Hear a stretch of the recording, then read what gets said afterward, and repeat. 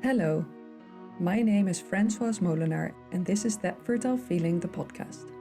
If you've been trying to get pregnant for a while and you feel like life has lost a bit of its spark in the process, then this is the podcast for you. Every week, I speak to experts and peers from around the globe to discover how you can connect to your feminine flow and stop trying so hard to conceive, and how to put some magic back in your life and your relationships. Are you ready to make life just a bit more effortless? Let's dive in.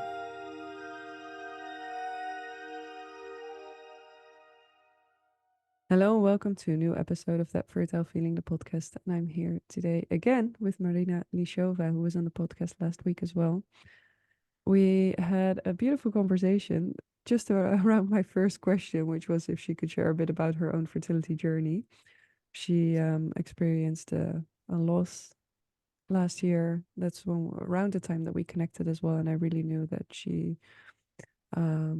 I saw that she had such a beautiful process around processing that loss and really taking the time to heal, that I thought was super important to talk about that. And it ended up taking us about an hour.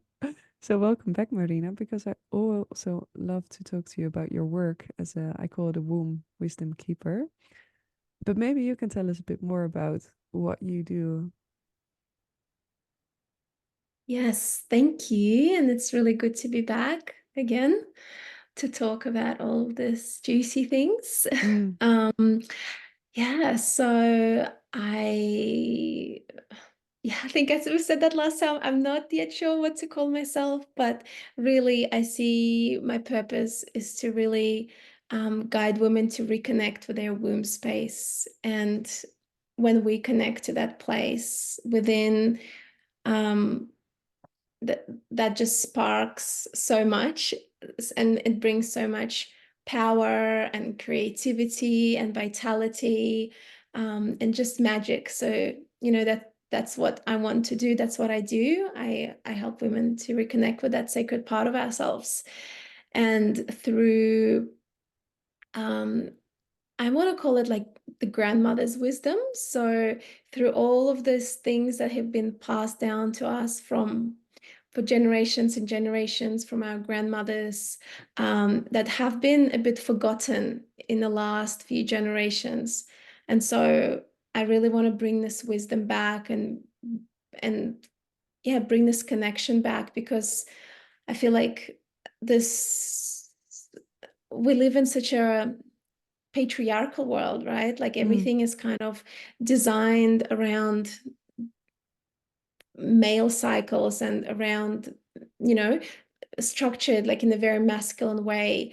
And I think it's really important for women to, especially now, to come back into their womb space and, uh, awaken their feminine, and really balance this disconnect through mm, that we have of like the masculine and feminine, whereas masculine is like too dominating at the moment mm, in this moment in time. mm-hmm. um, And yeah. where would you see that sort of that over dominating nature of the Oh, like masculine? everywhere, Mm, everywhere. I mean, just something simple, just looking at the way we work, for example, just being in a 9 to 5 cycle, being the normal kind of standard cycle working day or working week, Monday to Friday. mm, That's very male.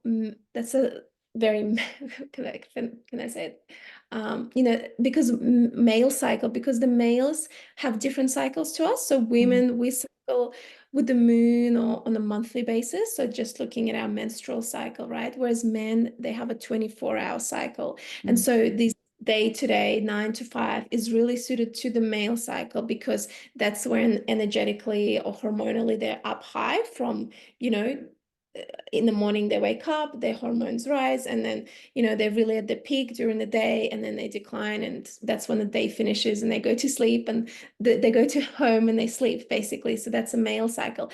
Whereas female cycle is very different. We cycle, like I said, with the moon. So generally around 28 days. That can vary obviously from mm, women to women, the menstrual cycle length. But yeah, our cycles are around that. And our cycle is divided into 4 quarters. So the first quarter, um, is from when you start bleeding, when our menstrual phase. So that's Mm-hmm. kind of our inner winter, really. So that's that's the time where we want to go inwards. We want to be at home. We want to be, in our bed, maybe, next to a fireplace, or, doing something in a warm environment and not really interacting. No one really wants to go out when they're bleeding, and, Mm. especially when they have a really heavy bleed, and that's not what we want to do ever. That's the inner winter. And then as our period comes to an end, then we enter into the follicular phase, and that's really the inner spring. So that's where we feel a bit more ready to go Mm-hmm. out into the world, to explore, to start socializing to people, just being a bit more lively and out there. And then from there, it leads into our ovulation, which is our in the summer. Mm. And that's where we're really our most radiant, vibrant. That's like full peak energy, kind of like the energy of the full moon. Everything is really intensified. And um, yeah, it is the time when we actually want to party, and we want to go, and we can Mm. party all night. And if we're working, because we were talking about in the context of work, we're Mm. really creative. This is where we would want to get a lot of work done. And maybe, if we're feeling really inspired, like I personally during ovulation, I can work all day and stay up late nights and keep working. Mm. Um, because the energy is there, the creativity there is there, the inspiration, the stamina. And then we kind of slowly, after ovulation, we move into our autumn, so the luteal phase. And that's the inner autumn is when we're starting to shed, really, like the leaves Mm. outside, they start to shed. And so, our energy starts to wind down. Again, we want to come back um, within a bit more. And yeah, so and then we kind of move back into inner winter through that. So we really experience 4 seasons within one menstrual cycle. And yeah, if the world was more um, matriarchal, then our work would probably be more designed around this monthly cycle rather Mm-hmm. than daily cycle. Because, like I said, during our winter, that's when we're probably not going to get a lot of work done, because we Mm. don't feel like it. We feel tired. We don't feel inspired a lot of the time during the menstrual um, time. We just want to really go inwards. So. Mm. And then as we enter into follicular ovulatory phase, then that's where a lot of work gets done. Yeah. And so it's really nice to actually plan your work cycles around that as well. So to allow your space to have, especially if you work for yourself, that's really Mm. helpful. But even if you don't, which a lot of people don't, to kind of have an idea when you're menstruating, and to try and plan your workload around that. So, as much as possible, obviously. Mm. But yeah, follicular phase is really beautiful too. Is a really good time for us to make plans, Mm. um, and plan our month ahead, because we're feeling that excitement and readiness. And so it's a really good opportunity to kind of look ahead to see what's happening. Mm. If there's, to come up with new ideas, to brainstorm. Mm. So that's a really good time for that. And then as we move into our ovulatory phase, in the summer, Mm. that's when we actually execute all of these ideas that we've Yeah. put in place in the follicular phase. Because we have the energy again and inspiration, generally speaking. And then as we move into luteal phase after we ovulate, then it's a really good time to actually just reflect back on what we've done over that 2-3 weeks. And yeah, and prepare for the menstrual phase. So to prepare and clear your calendar as much as possible, to see how you can really make space for Mm. yourself. Yeah. um, so yeah, I guess, that's just one example of how we live in a really masculine world, because our work doesn't really meet our needs Yeah. um, most of the time, traditionally. in the mainstream environment. Also our lifestyle, the way Mm, we just expect we're expected to be always on, yeah. always pushing forward, always pushing ourselves, just not taking that time for rest. And there's like an expectation to always be advancing and moving Mm, somewhere, whether that's just a daily thing, so whether that's your career wise or anything. It's very linear and very masculine and very pushy and yeah. that kind of energy, and that's not a feminine way of flowing or doing things. Yeah. Feminine way is very cyclical, and we're kind of like I just explained, we go inwards and then we move outwards Mm, and then we go inwards again. So it's very, yeah. it's like a spiral, it's Yeah. not natural for us to just push forward, which is what we're expected to do. This is, how many of us are raised, and, that's just the expectation. And so, yeah, and all of these things, they can lead us to be disconnected from our womb and from our cycle, Mm, because we live in such a masculine world. And another example, is food, and there's things like what's good for us and all of these diets. There's mm, always a new trendy diet again and again. What I notice is a lot of it is very masculine. What's needed for men is very different what we need as mm, women, as people with wombs. The way we nourish ourselves is very different. Even throughout the cycle, it's actually really good to consider where you are in your cycle and how you nourish yourself at each stage. yeah. Things like intermittent fasting and, ice plunges Ice and all of plunges. that. Yeah.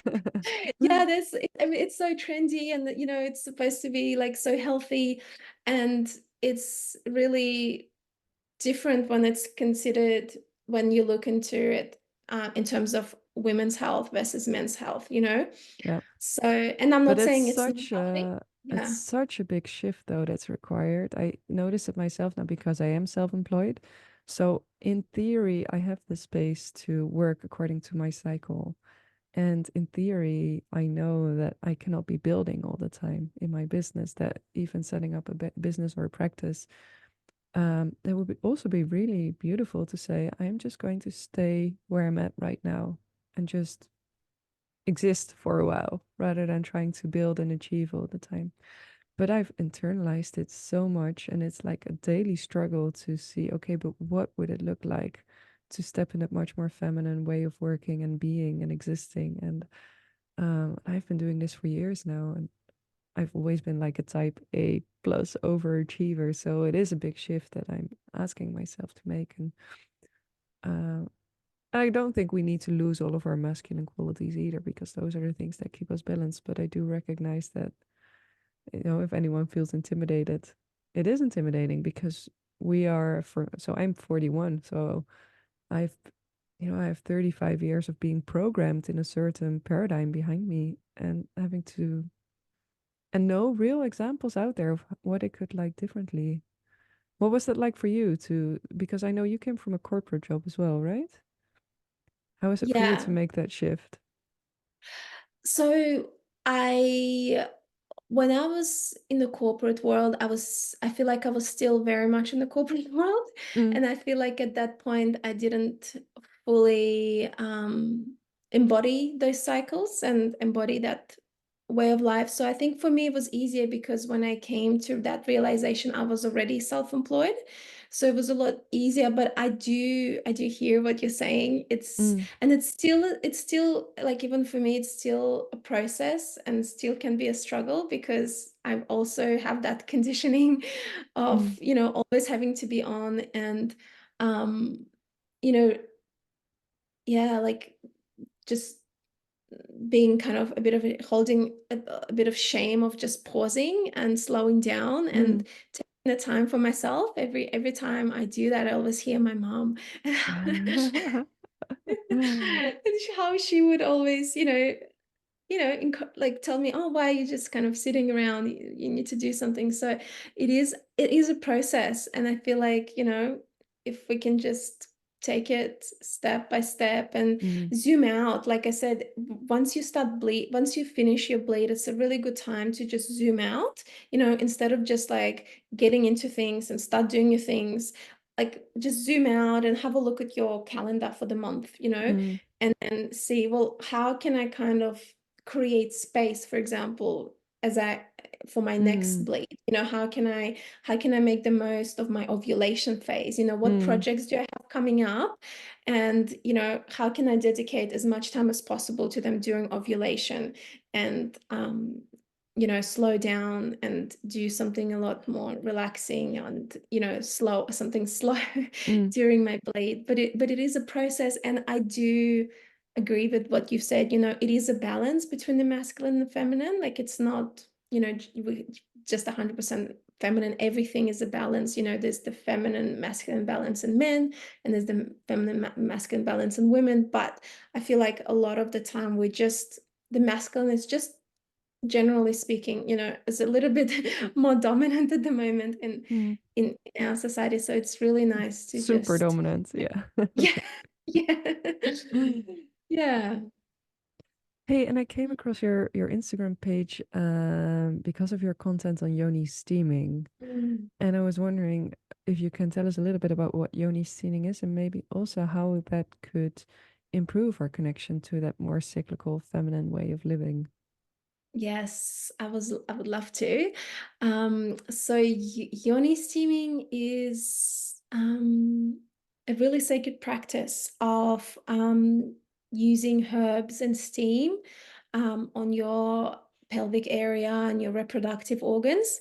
And this practice goes back to thousands of years. There's records of yoni steaming virtually in every continent, Mm, from Asian continents, from Native American cultures used yoni steaming, um, you know, in African countries, even in European civilizations, and even in Australia. So I'm in Australia, and the Aboriginal people here also have traditional practice of, don't remember what the name is for it, but they use the smoking of plants mm, on the reproductive organs as well. So it's basically really universal and very ancient, and it has been traditionally used, I think, for its as a spiritual practice, but also as a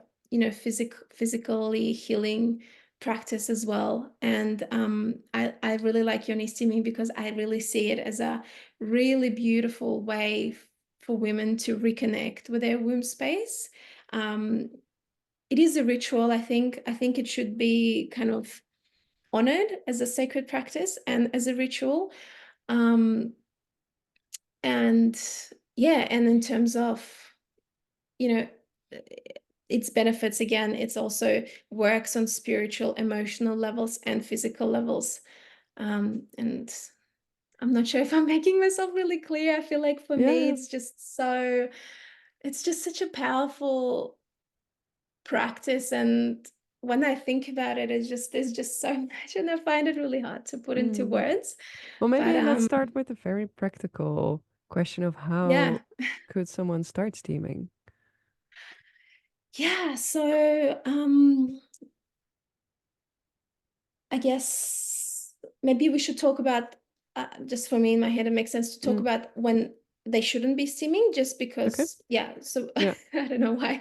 But basically, in terms of contraindications, Mm, so avoid steaming during your bleeding time when you're on your period, because, there's already a lot happening in your uterus. So you just want to make space for it to just do its thing. So bleeding um, time is not very, it's not a good time for yoni steaming during pregnancy, or if mm-hmm. there's a chance of pregnancy, you shouldn't be steaming.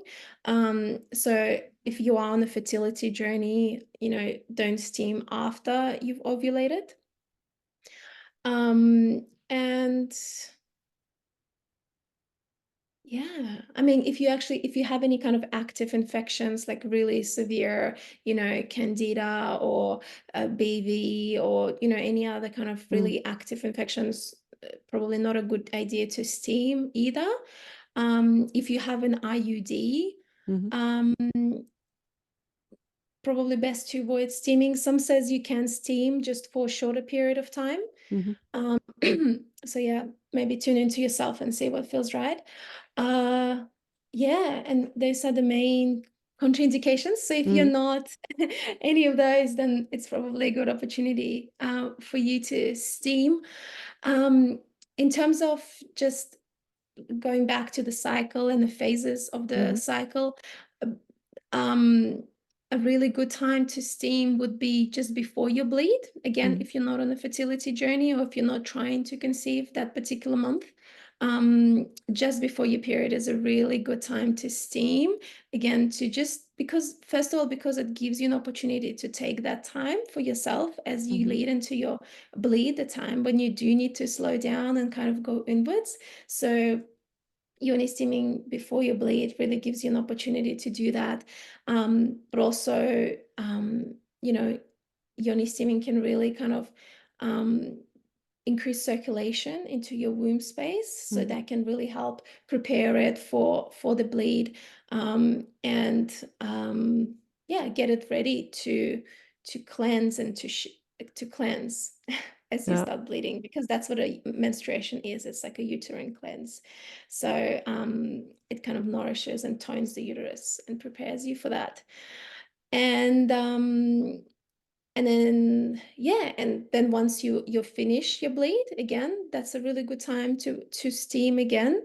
So another opportunity to take that time and space to connect with yourself and with your womb, and to again help the uterus to cleanse whatever maybe was still stagnant, was Mm-hmm. still in there, to kind of energetically clear the space in your womb, to tone it, to nourish it, to hydrate it, to stimulate, your digestive organs as well. So Mm-hmm. it doesn't just work on it, even though we're steaming the pelvic organs, it's actually the steam penetrates and it goes in and it stimulates all of your reproductive system, your Mm-hmm. digestive system.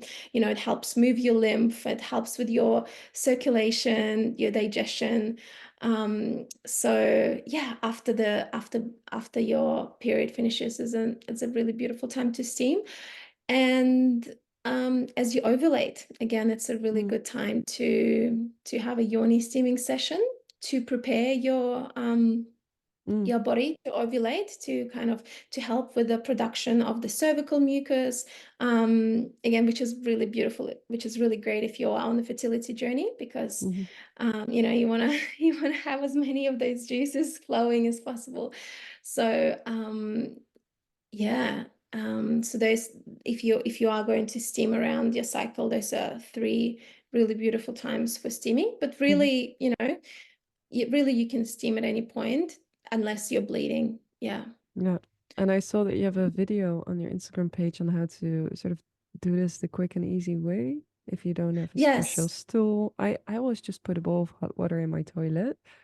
Hmm. And someone told me make sure you clean it first. There's not any chemicals sort of lingering around. Yeah, and just that with that as well, make sure it's a steel bowl or a glass bowl, Mm, because again, you want to avoid any plastics or things like that, because plastics and heat don't mix. mm, So yeah, I do recommend.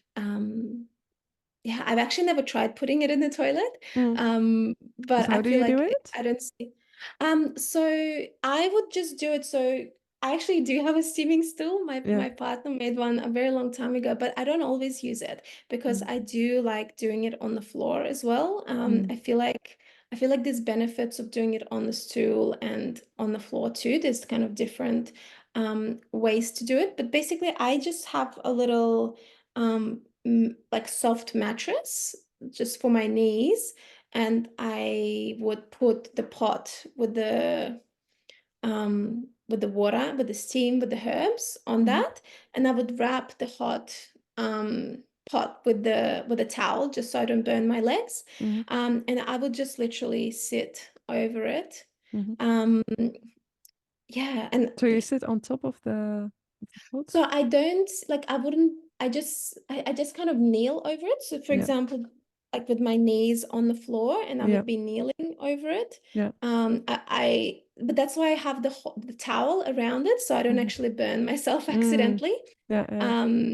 I wouldn't sit on it. I mean, not on my pod just because it's too Mm. small. But Yeah. yeah, um, or you can also like kneel forward, Mm-hmm. so with your elbows on the floor and your knees on the floor, Mm-hmm. so over the pot as well. Or you can just have, if you're in front of a bed or some kind of something that you can lean Mm. on, it's not, that's a bit higher, you can lean on that. I'm getting sort of a Um, child's pose image. Yeah. exactly, Yeah. yeah. Yeah. You can even stand over it. Yeah.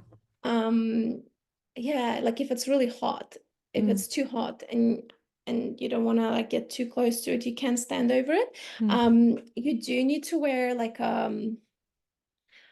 a skirt or a long dress so Mm. you can kind of keep the steam inside and um direct it Yeah. so it doesn't kind of escape. Oh yeah, that's what I And do on the toilet as well. Is I wrap a blanket around me, so yeah, yeah, you keep the steam inside. exactly. Yeah. I like to wrap I like to wrap as much as I can around me. So Mm. if I steam, I usually have my skirt, and then I would wrap like either a couple of thick towels or a blanket, something warm. But yeah, I really try and keep that steam inside because that's what's working the magic. And yeah. And then you just hover over the steam for how long? Until as long Yeah, as feels good? yeah. So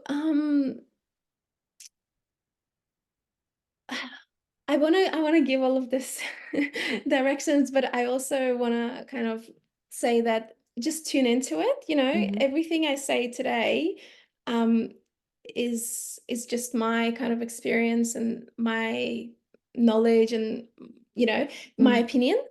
And I believe that yoni steaming is a people's practice and it's your practice. So like make it yours because this is your opportunity to connect with your womb space. So Mm. really start from the beginning and tune into to yourself and see what feels right. Um, in time wise, I would generally recommend doing it a bit, maybe spending a bit less the first time that you do it because it is such a powerful practice and the herbs can be really powerful and it can really stir a lot as Mm-hmm. well. Like if you haven't done this before or if you don't really have, yeah, it can just bring up a lot physically, emotionally. Yeah. So it's really good to take it kind of easy the first time you do it, and kind of observe what happens afterwards. What do you feel like afterwards emotionally? What does your cycle look like after that? Has it changed the length of your cycle, the length of your period? Sometimes you might see your period might change, if you had a lot of stagnation, or there's might be things that coming out of your uterus, or your discharge may be really different after steaming. So just, maybe the first time you do it for say 15 minutes, Mm-hmm. whatever feels good, like I said. But yeah, just be really vigilant and present to what's coming up after that. Mm. Generally speaking, I would do it for about half an hour, or I don't know, to be honest, I don't really time it. Like I just sit there until it feels hot and until it feels good, which would usually be, I think, between 25 to 30 minutes. Yeah. Yeah. And I remember from a And previous conversation, it's important to stay warm afterwards, right? You want to keep your neck warm, your yes. back, Oh, yes. your feet. Um, exactly. So yeah, because the heat is doing the work, the warmth is doing the work. If you just go, finish your steaming and then just go outside or walk on the cold floor, or just get cold, it's Mm. actually doing more harm than good.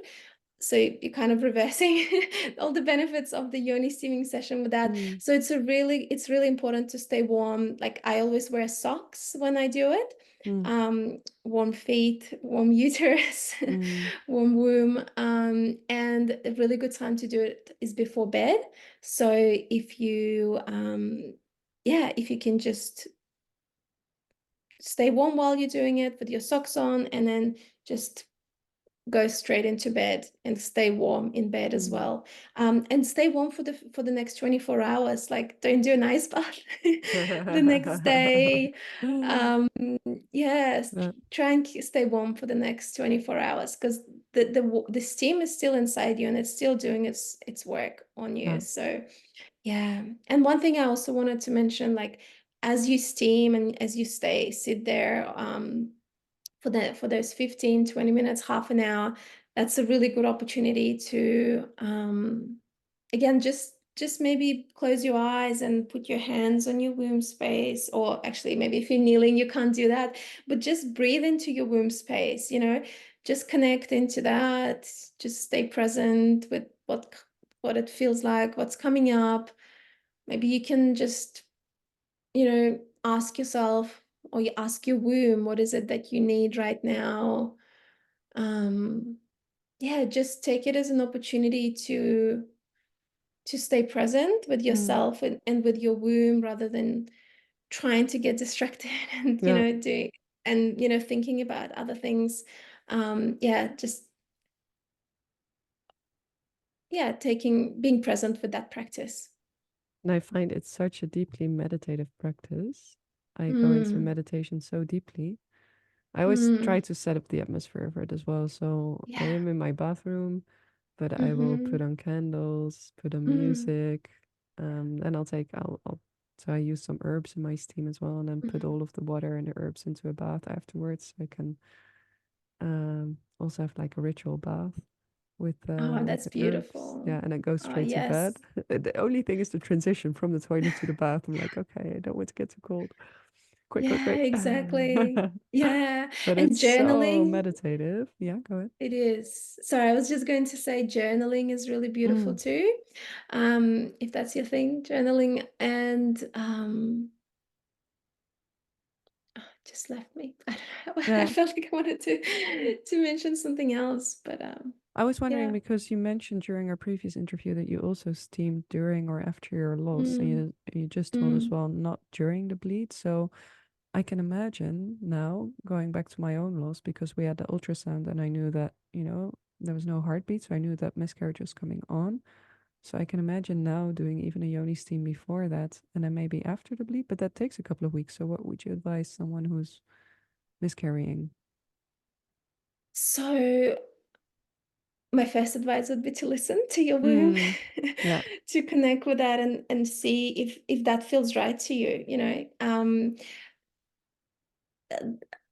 like traditionally speaking, and because I said it's a like practice that comes back from different cultures, and it seems to be that in some cultures they recommend to steam right after, like, as you like, to induce the miscarriage, Mm-hmm. or if you've given like birth, then right after you've given birth, as soon as possible to steam. Whereas in some places they actually recommend to not steam when you're bleeding. Mm, So for myself, I I felt like this would be helpful for me. Um, and actually I'll just go back to my first birth of my son. mm, I started bleed started bleeding. I started steaming on I think day one, or I think day two after he was born. mm, I was obviously still bleeding and still cleansing, but I've had a really normal birth, and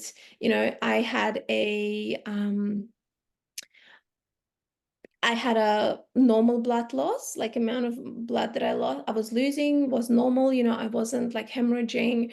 And so everything was kind of normal and healthy. And in that moment, I felt like it would be really good and it would be really beneficial for me to steam. So, if you're in the same situation and you've had a healthy birth, then um, and you feel confident and you feel like mm, this would be the right thing for you to do, then you can definitely do it. And there's so many benefits of doing it postpartum, because it cleanses. So again, it helps hydrate and bring blood flow to your uterus and help mm, it cleanse everything, because that's what happens after you give birth. All that bleeding is really just the uterus cleansing itself mm, of anything that might have stayed in there. So Yoni steam just really helps with that and helps cleanse that all out. And it also helps, nourish all the tissues. And if there's any tears or anything like that, it's really nourishing. And it helps your body to just, it helps the healing process really. Mm, So that's with the labor. And the same was with my miscarriage. Like mm, for me, I yeah, it just felt like like it feels right for me to steam. mm, And I did that, and that really helped bring on the contractions and to, I guess, speed up the process. I don't know, because I don't mm. know what it would have been like if I didn't steam. Yeah. But yes, I steamed pretty much as soon as I got the confirmation that I wasn't gonna have a baby, or a healthy life baby. That wasn't gonna happen this time around. So then I came home and I did my Yoni steaming ritual. And shortly after that, the contractions really came on, and I had a beautiful, well, an intense but beautiful release over the Mm, next 6 hours. Um, yeah, and I don't really have anything to say to that other than if you feel like your circumstances are relatively normal and you feel like this would be helpful, then mm, you can do that for yourself. But if maybe there's some other complications there, maybe if you have a history of excessive bleeding, of hemorrhaging, mm, then probably wouldn't recommend yoni mm, steaming because it can really like stimulate um, your uterus. So then if you're already bleeding like more than you should be, that can actually mm. make it even worse. So yeah, just be Yeah. cautious and really tune into yourself. I do facilitate yoni steaming for other women as well. And generally speaking, I would be really cautious like facilitating a yoni steaming session for anyone who is like really freshly postpartum or freshly like in the miscarriage Mm, process. Like unless I'm really familiar with their situation, mm. like and the ins Yeah. and outs of everything. Yeah. Yeah. Yeah. Yeah. I recognize what you're saying because for me, what I really notice when I steam before I get my bleed is that my blood is bright red. And that gives me a lot of confidence because it feels like and I'm starting to talk in the masculine again, but sort of optimizing my menstruation, but it feels very clean. It feels like, this is fresh blood that is coming out and not the dark, lumpy, stuff. But I can see that if you're bleeding a lot already, how that could increase the amount that's coming out. So, Yeah, so yoni steaming it can really normalize your cycle. If we're talking about like menstrual cycle, mm, then it can be really helpful in normalizing it. So whether your cycles are too long or too short, and if your bleeding is very heavy or very light, as long mm, as you're not actually steaming during your bleed, it can be really helpful for heavy bleeding as well. And yeah, it can really help with a lot of menstrual issues because a lot of the menstrual issues can be associated with either, um, I want to say like cold womb, like there's the concept of mm, having a lot of cold in your womb. Because if you think about a cold womb, um, there's not a lot of circulation happening. When you get cold, mm-hmm, you go blue. That's because there's not a lot of blood flow happening when you're cold. That's kind of restricts the blood flow. So the same thing with your womb. If your womb is cold, there's not a lot of blood flow going. And so when you have your period, it's not moving the blood the way it should. And so yoni steaming can bring warmth, and it can also improve the circulation in your womb. And the same if you're not bleeding if your bleeding is very light, mm, um, for whatever reason, and it can be like a lot of reasons, anything to do with your diet, with your lifestyle, but it can also just help your womb kind of cleanse itself and help it nourish it if it needs nourishment, hydration, things like that. So it's really helpful with things like painful periods, heavy mm, periods, long cycles. If you're not ovulating regularly, yoni steaming can be really helpful with that, especially, like I said, ovulating, steaming at those Mm, key times of the cycle as well. yeah. Yeah, And are there a specific lot of herbs that you recommend women use, just in general? um yes, so there are some herbs that are just, generally really good. Um, so things like chamomile is Mm, generally really good and anti-inflammatory and hydrating. Red raspberry leaf, that's mm, just it's really good as well for the uterus. It's for the toning of the uterus. Lavender, um calendula. mm-hmm, So those are really good, but you can also, depending what's going on with your cycle and if you want to work on a specific issue, or if you want to regulate your cycle in a specific way, then there's so many herbs you can use, and you can try and pick like herbs that are specific to your needs mm-hmm, as well. If you have a really cold uterus, you can use more warming herbs. If you have a lot of heat in your uterus, you can use more cooling herbs. But mm, generally speaking, you can't really go wrong with herbs. So if you have a garden, even if you don't have a garden, there's so many weeds and herbs that grow in the bushlands, and a mm, lot of these herbs, if you know what they are, obviously, if they're not mm, toxic, can be used for steaming. And mm, if you have a garden, it's just so beautiful to just get all of those weeds that grow in your garden. Like the dandelion is really good. mm, I have a lot of milk thistle popping up in my garden. mm-hmm, Um, yeah, like, or herbs, things like, actually, oregano and rosemary are really good for the microbiome, for, mm, if you have infections and things like that. Yeah, you can't really mm. go wrong with herbs. Just make Whatever your grows own. in your garden. Yeah, Yeah. your own And mix. actually, speaking of herbs, you don't even need herbs really. Like if you wanted to yoni steam tonight and you just don't Mm, have anything, yeah, um, you can literally just steam with water. yeah. Like it's already really powerful, just the water itself.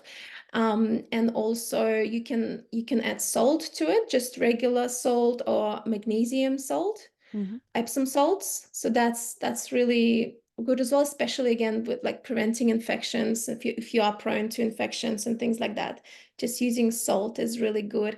And just speaking, because we were speaking about yoni steaming as a ritual, I really like to, as I prepare the steam. So mm-hmm, actually, we didn't touch too much on that.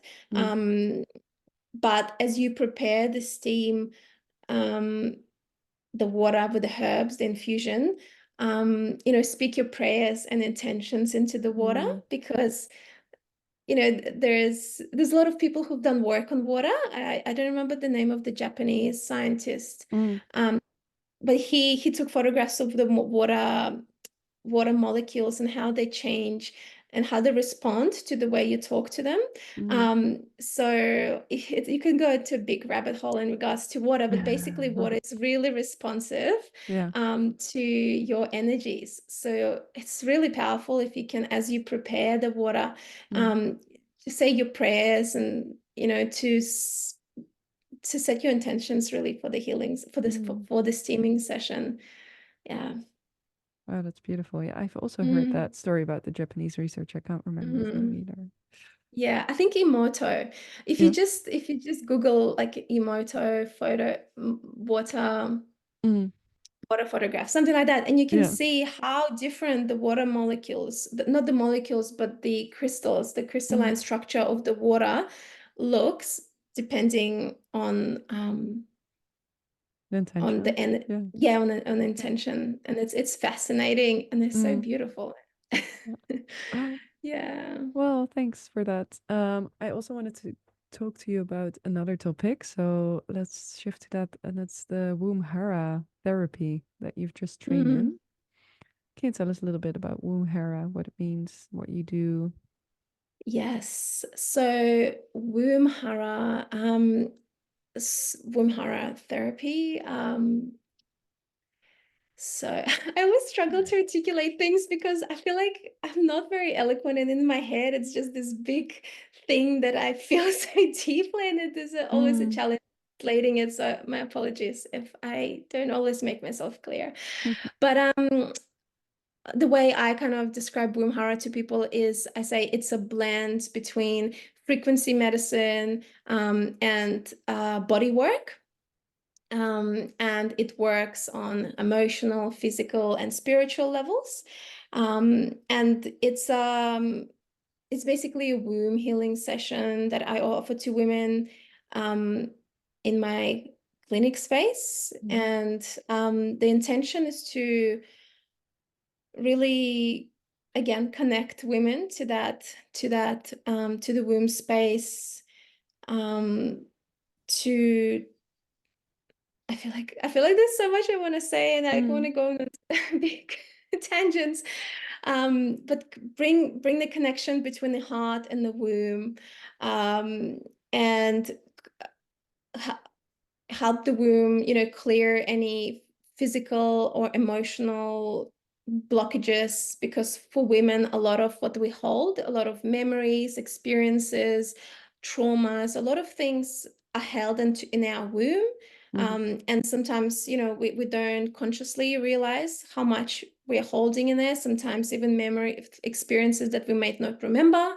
And if you believe in past lives, we carry things from our past lives, and even just things that are passed from our lineages, like from our mothers, from our grandmothers, they're all passed down, and we can store a lot of those things in there. Mm.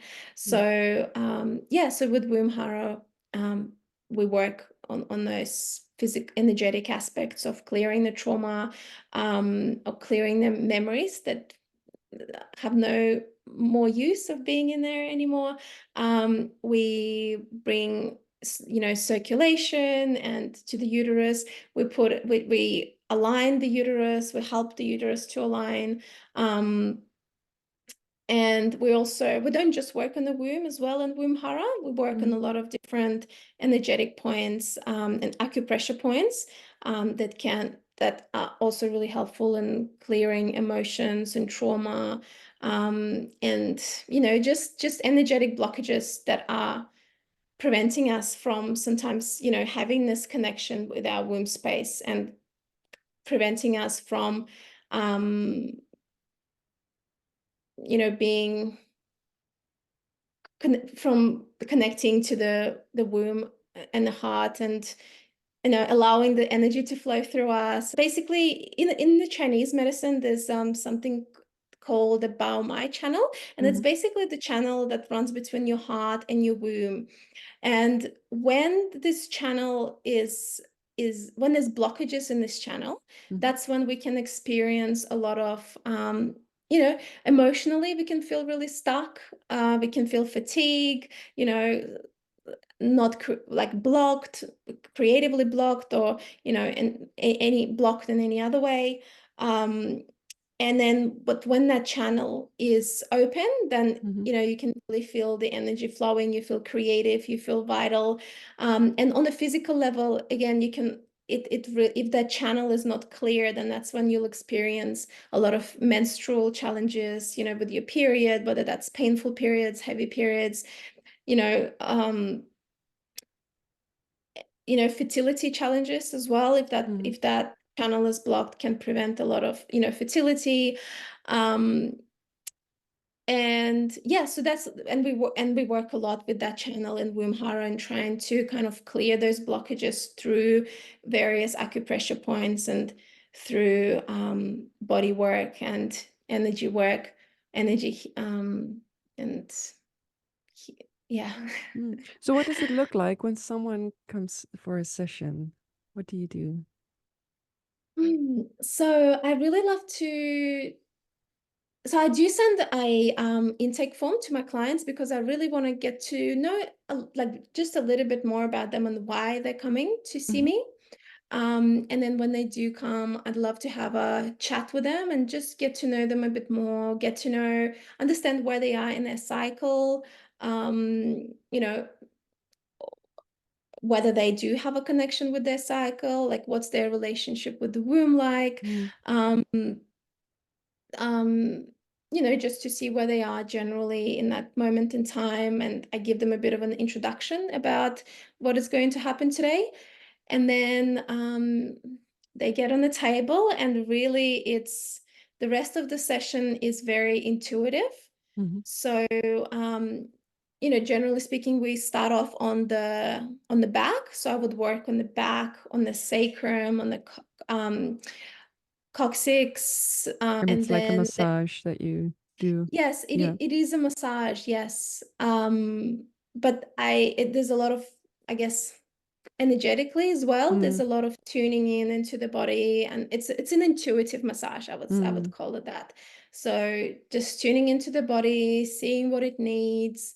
And I really ask the women, the people who come, to really try and stay present with that as well, and see what arises as I massage different body, different parts of their body.